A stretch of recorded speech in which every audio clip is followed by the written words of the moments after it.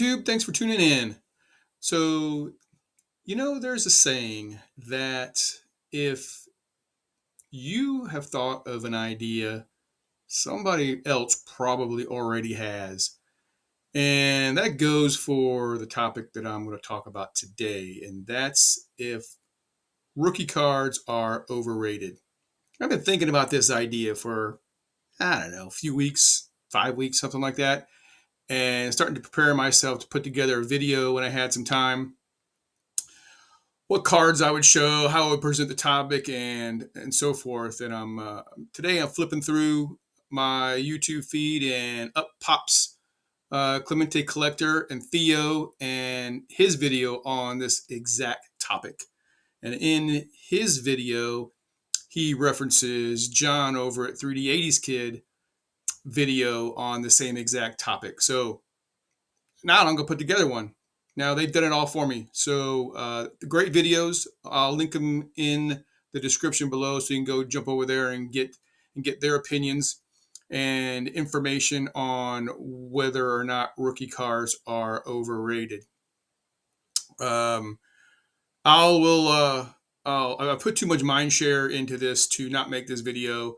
So somewhere back in the far reaches of my mind, I've got some information. So I'm just going to ramble off on it. So you get my video also, and I'll start off by answering Theo's question, even though he didn't ask me, on whether or not rookie cards are overrated. And my answer is yes. I 100% believe that they are overrated. Now, it depends on what you're looking for, and so forth. But the the reasons why I believe that they're overrated are the same reasons that John presented in his video over at 3D80's Kid. So he did a fabulous job of laying it all out and explaining a number of reasons why they were. And he even goes into explanation of showing the differences between buying your rookie cards and buying some other cards by that same player. And of course, we all know that the rookie cards are much greater value. Well, let me define value in that terms. They cost whole lot more than the other cards in the player's run, and so that's one thing. But I define value as appeal. How does the card appeal to me? And a lot of times the rookie card just doesn't appeal to me at all. Now I have an example here that I'll show you, but we got the 1975 Gary Carter rookie card. And I know if you guys have been paying attention at home, Jerry, what are you doing with a graded card? Well, because I wanted a decent copy of this, and you just can't find a decent copy in the raw, unfortunately. But I bought it.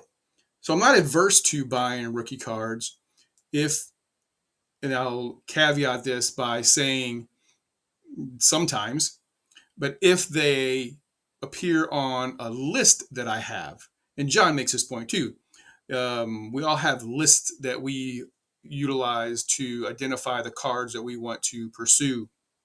Um, uh, the list that this card is on happens to be my Gary Carter player run. So I picked this up so I can add that to my player run and check that off that list. But this is a dumb looking card. Well, I think we all can agree that first of all, I'm not a fan of these multiplayer rookie cards. It's just not appealing to me. I get it from a manufacturer's perspective. You get more players on it. Sometimes it's appealing to other people because you have multiple players, especially when you got a case of Mauldin and Trammell, right, in '78. I mean, that's pretty cool, right? Having two Hall of Famers rookies on one card. But for the most part, they're dumb photos. I mean, look at Carter here. He's got a silly headshot that is just not exciting at all, not appealing at all. So why would somebody want to spend the money on this card when they could have the most excellent 1980 Topps Gary Carter card? I mean, look at that shot. That's what you want in a baseball card for the for the most part. Uh, the man just made a play at the plate, hold the ball up in his glove, looking at the umpire for a confirmation of the decision on whether the runner was safe or out. There's a story behind this card, right? That you can envision when you're looking at this card.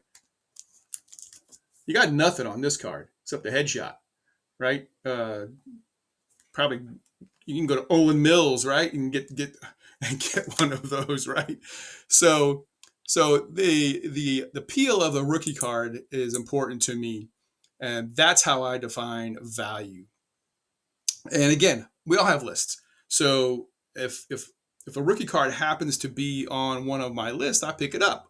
Now, I also have a player run of Rod Carew, but I'm not likely going to go out and spend the 200-300 bucks to buy his 1967 rookie card. That's not appealing to me because it's a multiplayer card, and it's way too much money to spend on that in even just a good condition. So I'm probably going to not buy that card, despite the fact that I'm going after Rod Carew cards. But I'm going after the 1992 Bowman set.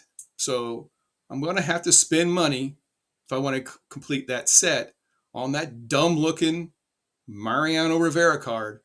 And you know the one I'm talking about, where he's standing there in his beach attire leaning against the wall. So if I want to complete my 1992 Bowman set, I got to go out and spend 60 bucks or 70 bucks on that dumb old looking card. So that's an example of that.